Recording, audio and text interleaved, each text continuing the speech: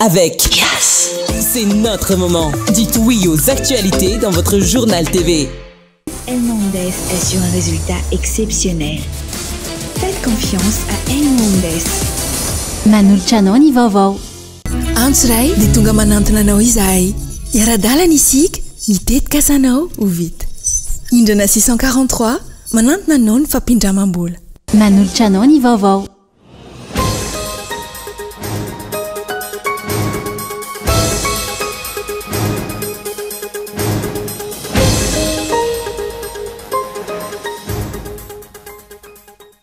Ny famitona tena daboy ireo vahoaka manohitra ny orinasa Pastoliary io tolakandro io. Ny ainga avy eny amin'ny tanàna ny diabe. Nanakatsakana ireo mpanao fitsiketsehana ny mpitany filaminana ary nisy ny fanapoahana bomba mandatsa-dranomaso nanaparitaka azy ireo. Nisy vokatr'izay ny naratra. Lokomena naloza mitatao ho an'ile Makatananarivo lalovan'ny renirano ny Sisony nanomboka ny maraina teo. Misy 5 kosa ireo olona namoy ainy vokatra ny fandalovany ilay Rivodoza Jude araka ny tatitra ofisialy voaray omaly tolakandro.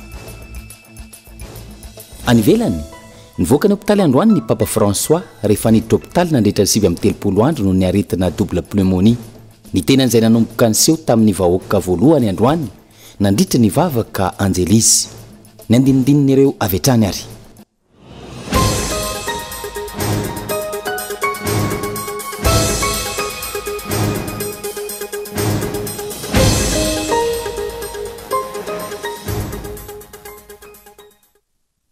Manolotra ny araba tompoko lasy tompoko vavy tonga soa indray atao anatin'ny fampalalam-baovao ny fahitalavitra kolo amin'ny dialina ity. Manasanao hanaraka izany hatramin'ny farany anomboantsika ny fampalalam-baovao nahazo fampitandremana amin'ny lokomena naloza mitatao n'ilay Makatananarivo izay lalova ny renirano ny Sisona nanomboka ny maraina teo. Misy 5 kosa ireo olona namoy ainy vokatry ny fandalovan'ilay Rivodoza Jude araka ny tatitra ofisialy voaray teo anivon'ny BNGRC omaly tolakandro. Araoary ny Antsibrian'izay. Vokatry ny rotsakorana alina hakanavaky ny fefloa Mahemandry komina Ambohijanaka. Zaza misa 2 5 taona sy 7 taona no lasan-drano ka ny maraina vao hita ny novo mangatsikanizy ireo.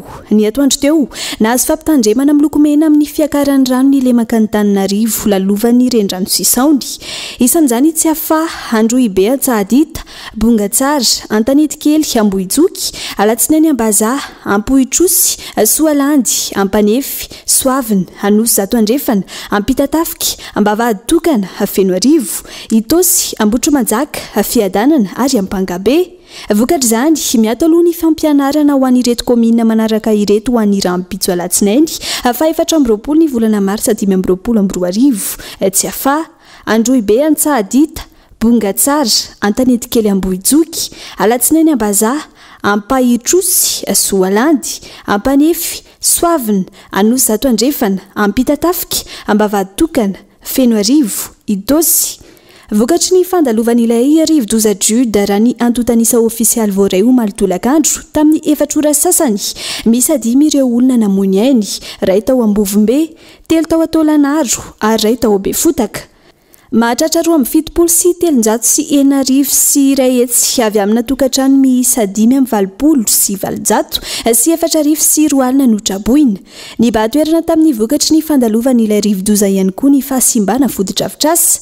Raha ny antotanisa ofisialy hatrany mitotaly 7 sy 500 sy 5,000 ireo trano dibo-drano, 13 sy 700 sy 1,000 ireo nahitana fahasimbana ary mitotaly 7 sy 100 sy 3,000 sy 1 alina ireo trano rava-tanteraka.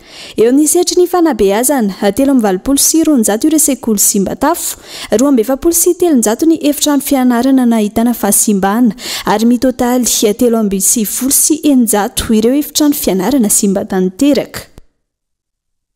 Fa miapotika ny fiarahamonina malagasy ny toe-tsain'ny malagasy ankehitriny noho ny tsy fananany firenena politika mazava amin'ny fanabeazana fa ihany koa noho ny fahasahiranana iaina ny isa-tokantrano amin'izao fotoana. Rina Fitiavana no mitatitra ny Antsibrian'izay. Miazakazaka ny fahasimban'ny kolontsaina malagasy amin'ny vanim-potoana ankehitriny averasina ny soatoavana malagasy no ny fitsoka ny rivotry ny fanatontoloana sy ny fahasahiranana mialalina ateraky ny fahantrana mirongatra ihany koa ny herisetra ara-batana sy ara-tsaina eo anivon'ny fiarahamonina miasima vokatra izany ny tontolo-piarahamonina ka lasa fiarahamonina mifampiandrikendry-tohina afeno herisetra tsy mifanaja no hita manjaka eo amin'ny fiainana andavanandro. Antony telo no mahatonga izany fahasimban'ny kolontsaina malagasy izany ho ny mpampianatra sady akademisianina Ranjatoery Arilala. Tsy misy intsony mihitsy ilay politika ny fanabeazana eto amintsika. Ny lazako hoe tsy maro toerana na tsy misy intsony mihitsy dia miariary ny hoe samy manao izay ataony.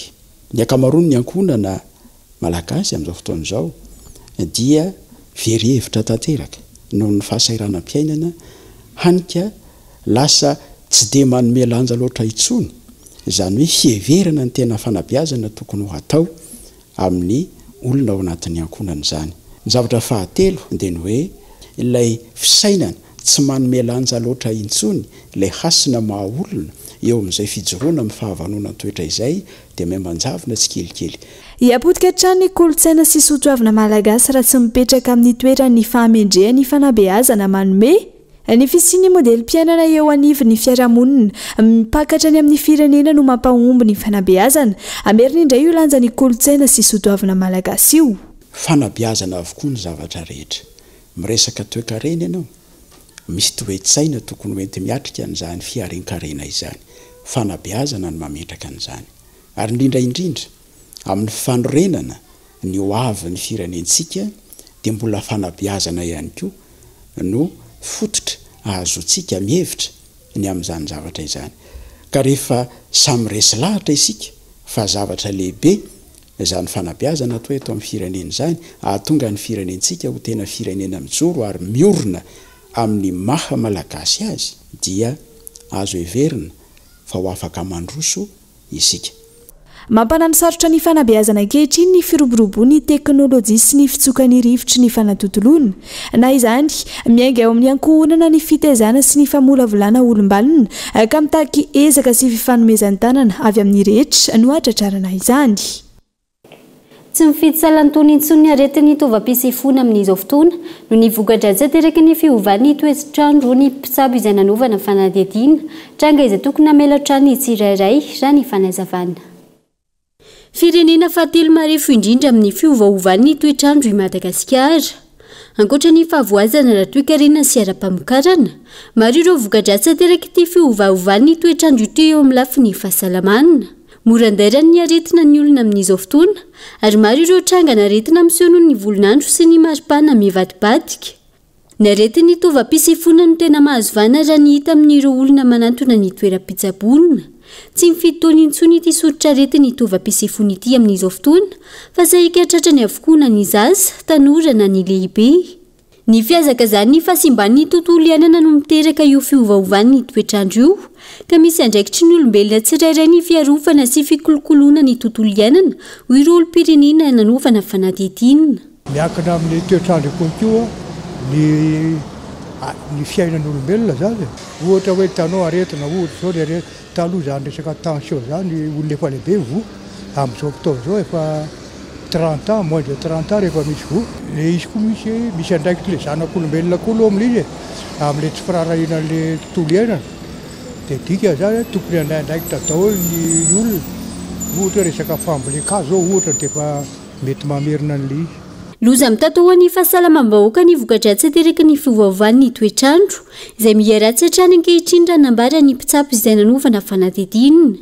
Mila mafisina araka izany ny hery fiarovana amin'ny vatana, isan'ireny ny fampiasam-batana na ny fanatanjahantena, ny fihinanana sakafo ara-pahasalamana. Izao koa anisan'ny vanim-potoana mampiatsika ny asa mananjoika. Fitandremana tokony atao zany dia hoe ny trano hipetrahana tokony ho azon'ny andro tsara sy ho azon'ny rivotra tsara satria ny trano mibokiboka tsy azon'ny andro sy ny rivotra. Ankoatran'izay tokony manana famafiana-pahasalamansika mba tanjaka tsara ahafahantsika manohatra ny aretina. Dinina avy zany tokony ho ampy-torimaso tsara isika. Faharoa ilaina fampiasam-batana didongotra dia efa mety mba ampatanjaka atsika i sakafo tokony ara-pahasalamana hitana ny sokajy-sakafo telo dia tsy adiny koa misotrano a.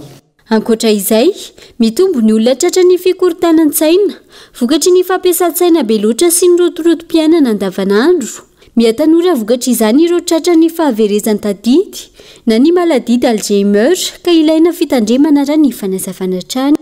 Na eo aza ny fanatontoloana mbola manana ny lanjany sy ny anjara toetrana ny poezia malagasy eto amintsika amin'izao fotoana, na eo amin'ny anatra entany amin'ny mahafanabeazana azy izany, na eo amin'ny maha-kolotsaina azy raha ny fanadihadiana natao tamin'ity androany ity. Tsiara Soarvelo. Mbola manana anjara toerana lehibe amin'ny fanandratana ny soratra sy ny literatiora malagasy ny poezia ankehitriny, fa indrindra amin'ny fampiroboroboana ny teny malagasy sy ny fiziana ara-kolotsaina. Ny poezia izay zavakanto mampivondrona olona iray fiaviana, sakana ny fanatontoloana amin'izao fotoana fa mipetraka ho fitaovana mampiroborobo ny kolotsaina malagasy. Amin'izao fotoana izao marina tokoa fa nandalo vanim-potoana lava ny poezia, nandalo vanim-potoana lava. Raha raisitsika ohatra hoe nanomboka tany amin'ny vanim-potoana kristianina tany dia hafa ny foronana ny entin'ny poezia teto amintsika izay taty amin'ny vanim-potoana hafa taty aoriana dia sy niroborobo kokoa tao amin'ny tontolon'ny embona sianina, ny alahelo sy ny sisa taty amin'ny vanim-potoana taty aoriana indray dia tena hoe tamin'ny taorinany hoe ny fahitana ny very moa zany dia hafa indray ny foronana ny entin'ny poezia malagasy. Amin'izao fotoana izao heverina fa noho ny firoborobon'ny tambazotra serasera sosialy izay natahorana fa mety hamotsika kanefa rehefa hainy miaina miaraka amin'ny zavatra anankiray dia tokony tsy hamotika izy fa tokony azo atao fitaovana aza ampivelarana le zavatra imatomatesanao zany. Ka ohatr'izay indrindra ny taty amin'ny tontolon'ny poezia afaka miara-dalana tsara mihitsy ny zava-misy entin'ny siansa amin'ny poezia dikan'izay zany mialina ny olona amin'izay poezia izay. Ankehitriny maro ireo tanora mpanoratra sy poeta miaina ny vanim-potoany ary manetsika sy manodina ny zavakanto sy ny kolotsaina malagasy amin'ny alalan'ny asa soratra, tanjona iray ihany manabe sy mampita hafatra amin'ny fiarahamonina. Ny anjara asa poezia aloha zany raha amiko manokana dia fitezana ny tanora indrindra dia mampiala ny stress andavanandro ihany koa ilay satria misy zavatra tsara ao anatiny. Matoa zany ilay izy hoe poezia sokajiana ho poezia dia zavatra kanto izy izay dia mitondra zavatra tsara foana na eo amin'ny fiarahamonina na ho amin'ny olona tsirairay. Volany poezia ny volana martsa tahaka izao, fotoana hanasinana ny poezia malagasy. Maro ny fankalazana sy ny hetsika ra-zavakanto atao mandritra izany. Ho an'ny faribolana sandratra fanao isan'ny taona ny hetsika zara fanahy entina hanamariana izany. Tontosa ho maly ariva teny Analakely ny andian'ny 17 amin'izany. Mpanoratra tanora sy sangany avy amin'ny fikambanana samihafa eto an-toerana no ny akatsehatra nandritra izany. Le feo mihika tampoka tsy no emitsony banena pilaminana zay taty ambony toromaso to. Dia lafim-baovao iny ihany koa no entina miseto anatin'ny dokavatra vetivety.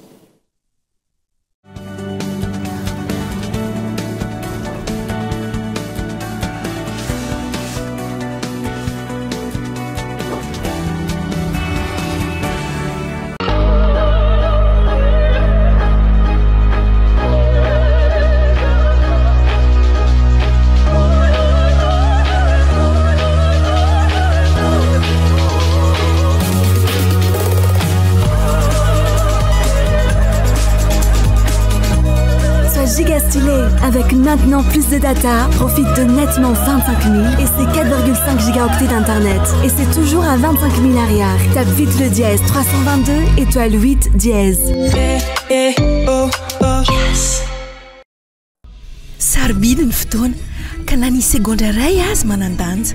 Aza velo resin'ny rotoroto ireo fotoana mamy. Manokana fotoana ho anao sy ireo olona akaiky ny fonao, ho anofinofinao sy ny tetikasanao. Miaraka amin'ny hindrana 643 ao amin'ny PAMF miamora kokoa ny fiainana. Aza miasa saina fa ho karakaranay ianao. Antso ray dia tonga manantona anao izahay. Iara-dalana isika mitetikasa-nao ho vita. Hindrana 643 manantona anao ny fampindramam-bola. Mety efa mba nandinika ve nareo hoe ohatry ny ahoana reny le lara tonga fotoana voalohany tsy maintsy misy aloha ilay fanaintainana mila tsiro zaka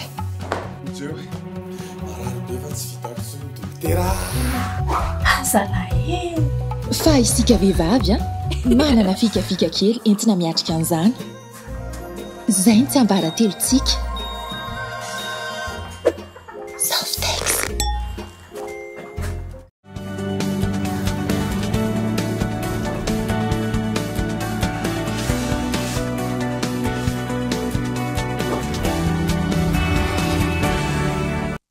Mamerina ny araba tompoko lasy tompoko vavy tonga soa indray atao anatin'ny tapany faharoa sady farany fampahalalam-baovao mbola manasana ao hatrany anaraka izany hatramin'ny farany anohizantsika ny fampahalalam-baovao isan'ny tomponantoka amin'ny tsy fandriam-pahalemana ao amin'ny commune ambanivohitra Bemaitso distrika Nandilamena ny quartier mobile Perinasa ity farany izay lavo ny balany Zandary nandritra ny fifanjevona ny seho tao aoriana ny velam-pandrika izay natao arahoana Tsiprian'izay miaraka amin'ny Gaëtan Andriatsilavo.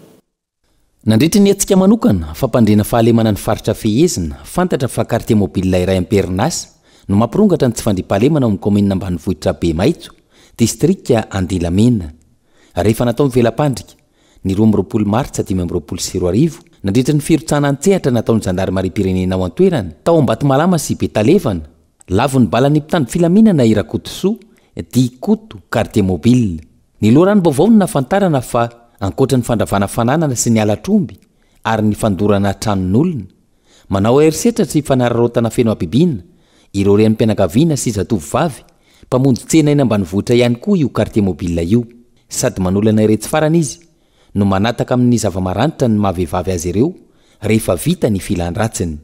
Quartier mobile na Zandarinala Perinasa zany no anisany anatin'ny tambazotra izay mifandray tendro amin'ireo dahalo avy any Sakomadinika mamoaka ny omby atao anatin'ny distrika Nandilamena ka nandritra ny fisamborana anazy tao anatin'ny velam-pandrika sy ny fifanjevona zany no naalavo an'ity quartier mobile ty ka eto ny Gendarmerie atao anatin'ny vondrotobaritra Andilamena dia manentana antsika hatrany indrindra itsika vahoaka aty amin'ny tontolo ambanivolo aty efa misy ihany serasera-pifandraisana afaka manantona toerana avo na mifaritra maro samihafa ary efa ahitana an'izay fifandraisana zay izahay raha teo moa dia efa ametraka ny paikady mba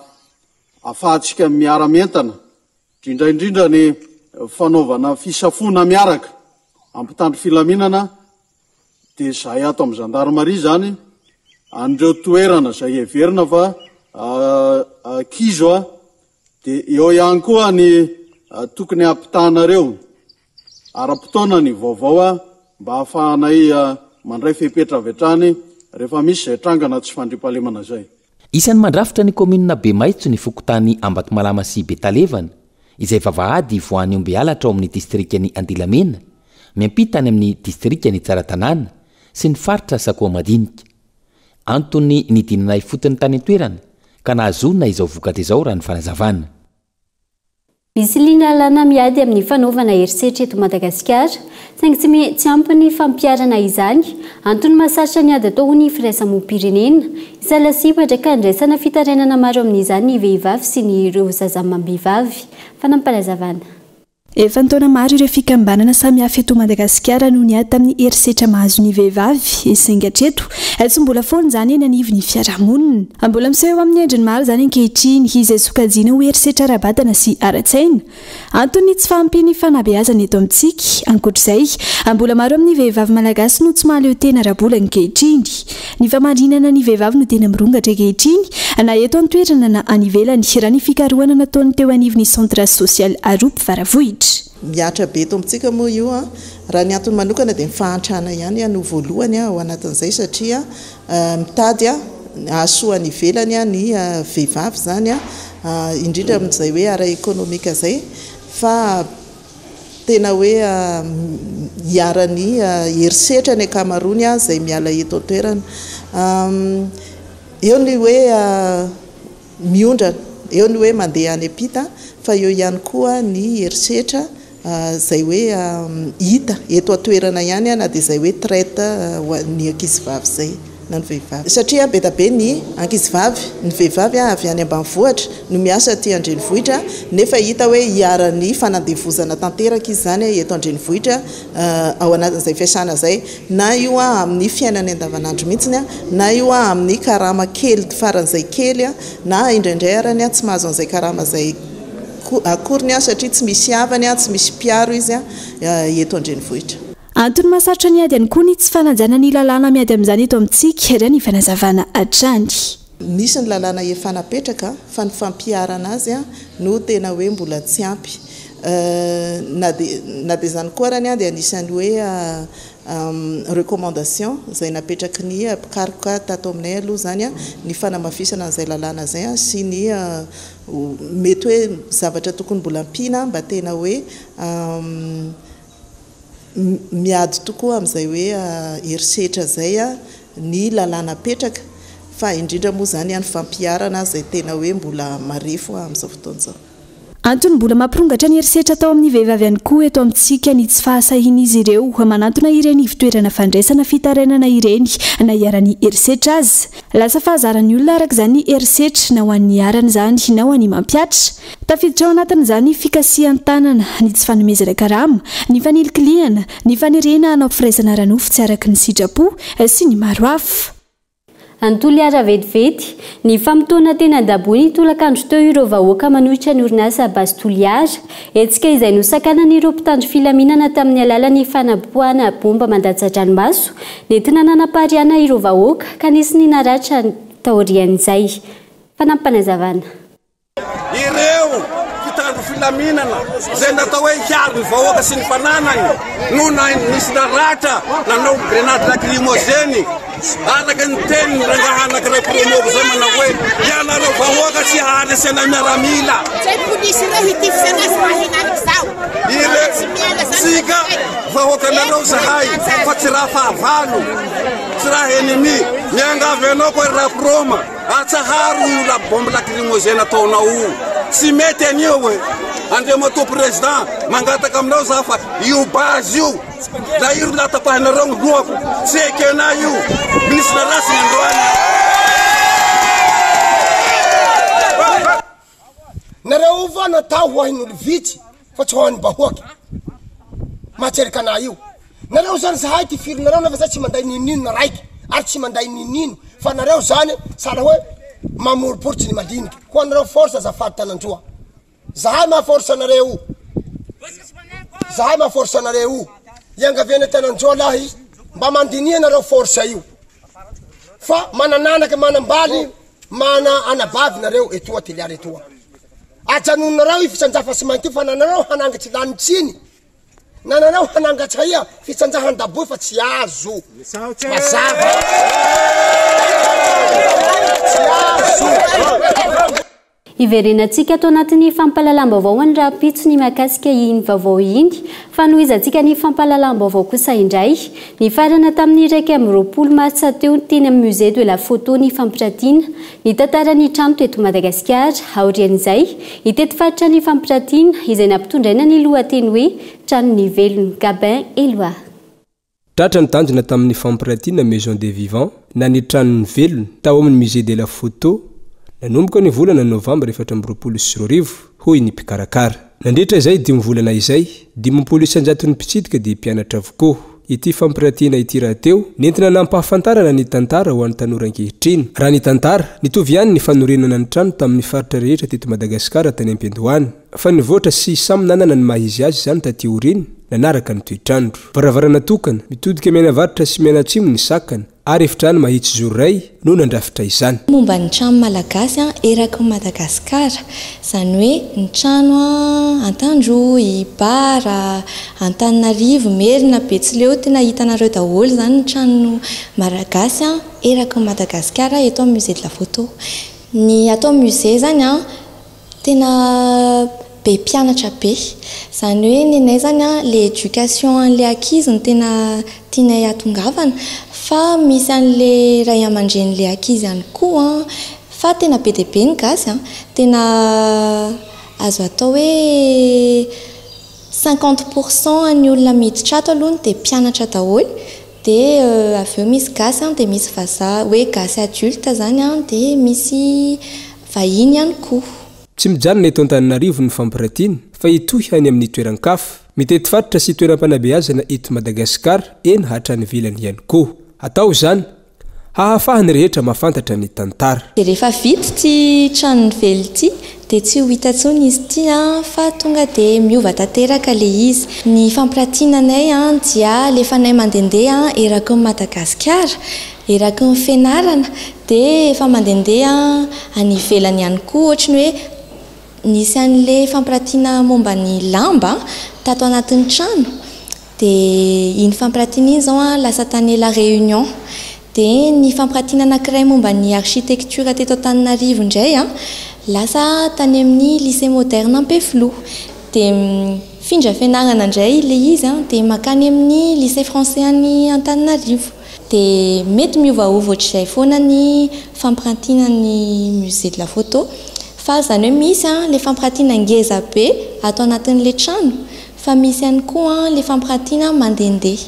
Amin'ny ankapobeny mazoto mitsidika fampiratiana momba ny tantara ny malagasy. Ny farana ny zoma raiky amin'ny 20 martsa teo ny fampiratiana ny tranony velona. Eo amin'ny maresaka iraisam-pirenena kosa indray, nivoaka ny hôpitaly Androany Papa François rehefa niditra hôpitaly nandritra ny 7 andro no ny aretina double pneumonie. Ny tenan'izay nanomboka nisy eo tamin'ny vahoaka voalohany Androany nandritra ny vavaka Angelisa ahatra roa volana eo kosa fa raha kely ny fotoana tsy maintsy akany aina raha nambara ny mpitsabo azy. Dia ny maresaka iraisam-pirenena ihany koa tompoko lahy sy tompoko vavy no manakatona ny fampalalam-baovao tamin'ity alina ity ankasitrana feno ianao nanaraka izany hatramin'ny farany felomatoko.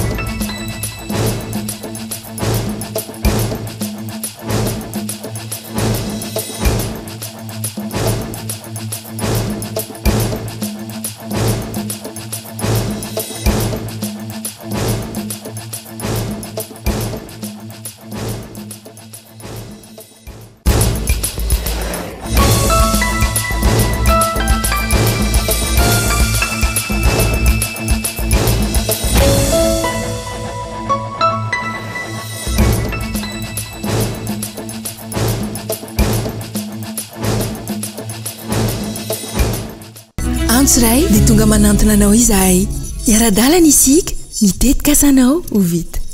Indrana 643 manantona anao ny fampindramam-bola. Vous a présenté Ni Vavao. El Mondes est sur un résultat exceptionnel. Faites confiance à El Mondes. Vous a présenté Ni Vavao. Avec Yes, c'est notre moment. Dites oui aux actualités dans votre journal TV.